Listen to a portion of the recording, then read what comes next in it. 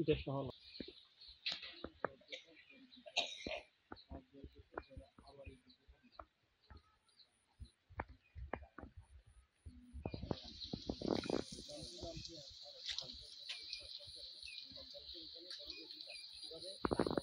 এটা সহ